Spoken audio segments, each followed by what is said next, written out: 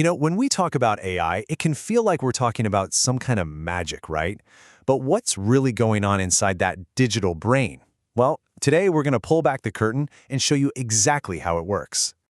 So let's just dive right in with the big question. How does a machine go from a blank slate to making really complex predictions, finding hidden patterns, or even driving a car? How does any of that actually happen? And believe it or not, the answer isn't buried in lines of super complex code. It's actually found in a simple moment you definitely experienced when you were like 5 years old. And that's where we're going to start. Okay, our first stop is probably the most common way that both people and machines learn anything new: learning with labels. Just picture this. You're a little kid, somebody gives you a red, round fruit and says, apple.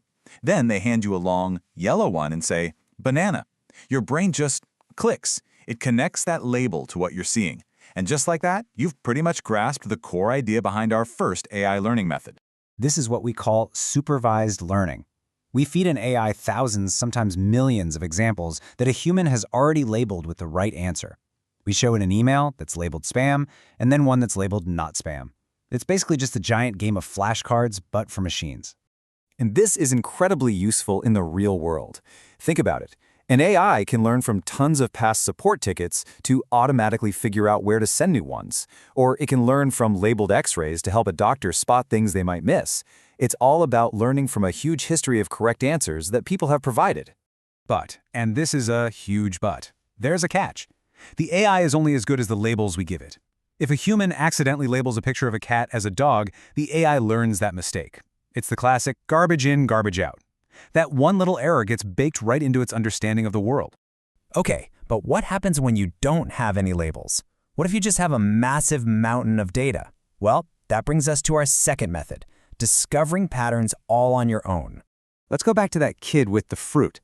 But this time, imagine you're just given a giant basket of mixed fruit. No names, no labels, no help. What do? You instinctively start grouping them, right? All the little red ones go over here, the long yellow ones go over there. You're finding the patterns yourself. And that is exactly what unsupervised learning is. You give the AI a huge, messy data set, and you just tell it, find what's interesting in here, find the patterns.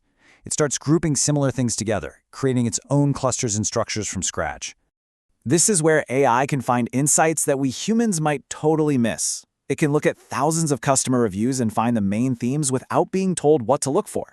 It can segment your customers into natural groups, like your value buyers versus your seasonal shoppers, groups you didn't even know existed. It's an amazing way to find structure in chaos. So we've learned from labels, and we've learned from patterns, but how does an AI learn a skill? Well, that takes a completely different approach. Good old-fashioned trial and error. Think back to learning how to ride a bike. Nobody gave you a manual, right? You got on, you tried to pedal, you wobbled, and you probably fell down. A lot. But with every single try, you were getting feedback from the real world. A little more balance felt like a success. Falling was obviously a failure. You were learning purely from experience. This is reinforcement learning. An AI agent operates in some kind of environment. It takes an action, and then it gets either a reward for a good outcome or a penalty for a bad one. And over millions of tries, it starts to learn the sequence of actions that gets it the most rewards. It's how AI starts to develop something that almost looks like instinct. This is how AI tackles really complex, dynamic tasks. A warehouse robot learns the fastest path not by looking at a map, but by trying millions of different routes. And every time you give a thumbs up or thumbs down to a response from ChatGPT, you're giving it that reward or penalty that helps it get better. It's literally learning by doing.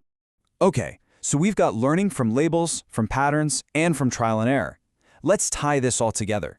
Because understanding these three methods is so important for anyone working with AI today. You see, once you understand these three learning styles, AI stops being this mysterious black box. You actually start to understand why it fails. When you see a weird prediction, you can think, it probably came from some bad labels. Or, if you get a nonsensical result, maybe the data it learned from was just low quality. You can actually start to diagnose the problem. And this, right here, is the single most important thing to take away. AI is not magic. It's not thinking or feeling. It's an incredibly powerful tool that learns in ways that are surprisingly familiar to us.